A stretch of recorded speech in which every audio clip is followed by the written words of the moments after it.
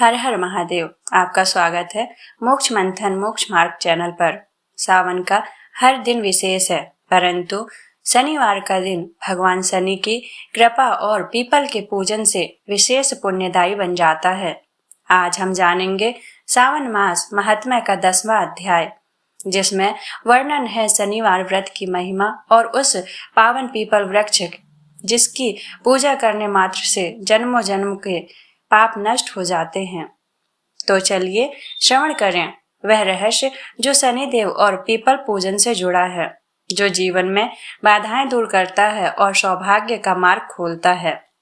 ईश्वर बोले, हे सनत कुमार, अब मैं आपसे शनिवार व्रत की विधि का वर्णन करूंगा, जिसका अनुष्ठान करने से बंधत्व तो नहीं होता। श्रवण मास में शनिवार के दिन नृसिंह, शनि तथा अंजनी पुत्र हनुमान, इन तीनों देवताओं का पूजन करना चाहिए।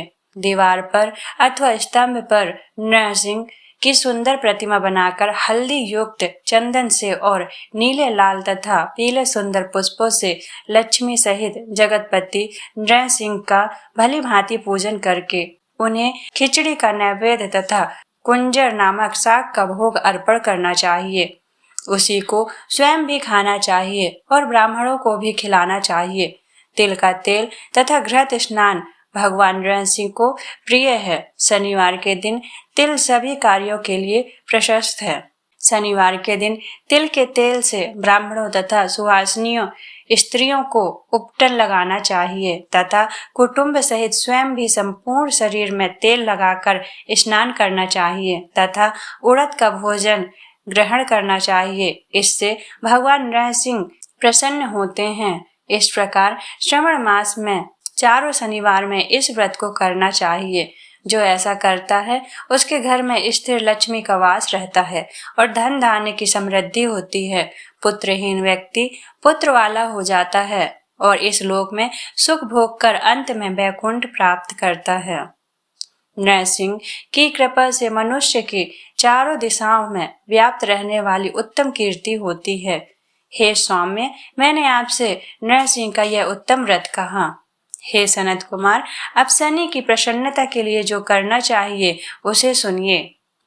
एक लंगड़े ब्राह्मण और उसके अभाव में किसी ब्राह्मण के शरीर में तिल का तेल लगाकर उसे उष्ण जल से स्नान कराना चाहिए और श्रद्धा पूर्वक नृसिंह के लिए बताए गए अन्न अर्थात खिचड़ी उसे खिलानी चाहिए। उसके बाद तेल, लोहा, काला तिल, काला उड़द, काला कंबल प्रदान करना चाहिए।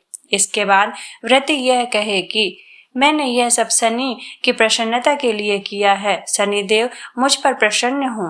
उसके बाद तिल के तेल से शनि का अभिषेक कराना चाहिए। उनके पूजन में तिल तथा उड़द के अक्षत, चावल प्रशस्त माने गए हैं। हे मुने, अब मैं शनि का ध्यान बताऊंगा, आप ध्यान पूर्वक सुनिए। शनिश्चर कृष्ण वर्ण वाले हैं, मंदगति वाले हैं, कश्यप गोत्र वाले हैं, सौराष्ट्र देश में पैदा हुए हैं, सूर्य पुत्र हैं, वर देने वाले हैं, दंड के समान आकार वाले मंडल में स्थित हैं, इंद्र नीलमणि तुल्य कांति वाले हैं, हाथों में धनुष बाण त्रिशूल धारण किए हुए हैं, गिद्ध पर आरूढ़ हैं, यम इनके अधिदेवता हैं, ब्रह्मा इनके प्रत्यधि देवता हैं। ये कस्तूरी अगरू का गंध तथा गूगल का धूप ग्रहण करते हैं। इन्हें खिचड़ी प्रिय है। इस प्रकार ध्यान की विधि कही गई है। इनके पूजन के लिए लोहमयी सुंदर प्रतिमा बनानी चाहिए। हे द्विज श्रेष्ठ, इनके निमित्त की गई पूजा में कृष्ण अर्थात काली वस्तु का दान करना चाहिए। ब्राह्मण को काले रंग के 2 वस्त्र देने चाहिए और काले बछड़े सहित काली गौ प्रदान करनी चाहिए। विधि पूर्वक पूजा करके इस प्रकार प्रार्थना तथा स्तुति करनी चाहिए। आराधना से संतुष्ट होकर जिन्होंने नष्ट राज्य वाले राजा नील को उनका महान राज्य पुनः प्रदान कर दिया, वे शनिदेव मुझ पर प्रसन्न हो। नील अंजन के समान वर्ण वाले, मंद गति से चलने वाले और छाया देवी तथा सूर्य से उत्पन्न होने वाले उन शनिश्चर को मैं नमस्कार करती हूँ। मंडल के कोण में स्थित आपको नमस्कार है। पिंगल नाम वाले आप शनिदेव को नमस्कार है। हे देवेश, मुझ दीन तथा शरणागत पर कृपा कीजिए। इस प्रकार स्तुति के द्वारा प्रार्थना करके बार बार प्रणाम करना चाहिए। 3 वर्णों ब्राह्मण, क्षत्रिय, वैश्य के लिए शनि के पूजन में शन्नो देवी इस वैदिक मंत्र का प्रयोग बताया गया है और शूद्रों के लिए पूजन में नाम मंत्र का प्रयोग बताया गया है। जो व्यक्ति दत्तचित्त होकर इस विधि से शनिदेव का पूजन करेगा उसे स्वप्न में भी शनि का भय नहीं होगा।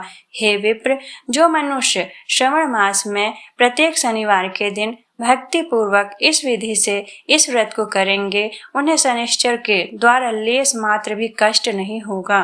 जन्म राशि से पहले दूसरे, चौथे, 5वें, 7वें, 8वें, 9वें अथवा 12वें स्थान में स्थित शनि सदा कष्ट पहुंचाता है। शनि की शांति के लिए समग्नि इस मंत्र का जप कराना बताया गया है।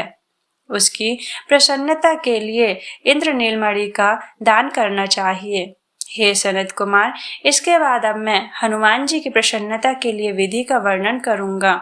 हनुमान जी की प्रसन्नता के लिए श्रावण मास में शनिवार को रुद्र मंत्र के द्वारा तेल से उनका अभिषेक करना चाहिए। तेल में मिश्रित सिंदूर का लेप उन्हें समर्पित करना चाहिए। जपा कुसुम की मालाओं से, आग धतूरे की माला से, मंदार पुष्प की मालाओं से, बटक बड़ का पेड़ के नैवेद्य से तथा अन्य उपचारों से भी यथाविधि अपने सामर्थ्य अनुसार श्रद्धा भक्ति से युक्त होकर अंजनी पुत्र हनुमान जी की पूजा करनी चाहिए। इसके बाद बुद्धिमान को चाहिए कि हनुमान जी की प्रसन्नता के लिए उनके 12 नामों का जप करें। हनुमान जी अंजनी सोनु, वायुपुत्र, महाबल, रामेष्ट, फाल्गुन सखा, पिंगाक्ष, अमित विक्रम, उदति क्रमण, सीता शोक विनाशक, लक्ष्मण प्राणदाता, 10 ग्रीव दर्पहा, ये 12 नाम हैं। जो मनुष्य प्रातः काल उठकर इन 12 नामों को पढ़ता है उसका मंगल नहीं होता और उसे सभी संपदा सुलभ प्राप्त हो जाती है। इस प्रकार श्रवण मास में शनिवार के दिन वायुपुत्र हनुमान जी की आराधना करके मनुष्य वज्र तुल्य शरीर वाला निरोग तथा बलवान हो जाता है। अंजनी पुत्र की कृपा से वह कार्य करने में वेगवान तथा बुद्धि वैभव से युक्त हो जाता है।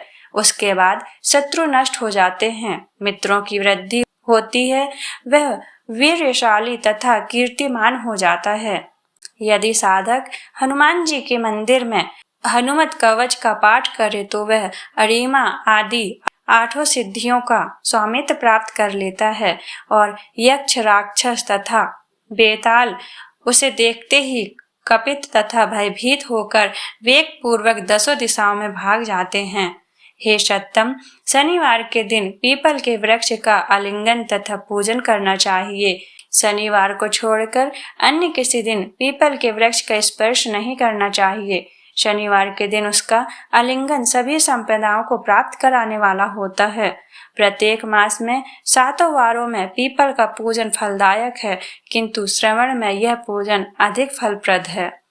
इस प्रकार श्री स्कंद पुराण के अंतर्गत ईश्वर सनत कुमार संवत में श्रवण मास महात्म्य में शनैश्चर, नरसिंह, हनुमत पूजन आदि शनैश्चर कृत्य कथन नामक 10वां अध्याय पूर्ण हुआ। जिसने श्रद्धा से शनिवार का व्रत किया, पीपल के वृक्ष को जल चढ़ाया, दीप जलाया, उसके जीवन में कभी दरिद्रता और दुर्भाग्य नहीं टिकते। सावन का यह अध्याय हमें याद दिलाता है कि प्रकृति भी पूजा का माध्यम है और पीपल तो स्वयं देवताओं का वास है। यदि आपको यह अध्याय ज्ञानवर्धक और प्रेरणादायक लगा हो तो इस पावन संदेश को अधिक से अधिक लोगों तक पहुंचाएं। वीडियो को लाइक करें, कमेंट में ओम शनिश्चराय नमः लिखें और चैनल को सब्सक्राइब करें। फिर मिलेंगे सावन मास महात्म्य के अगले अध्याय में एक नई कथा, एक नई प्रेरणा के साथ। हर हर महादेव।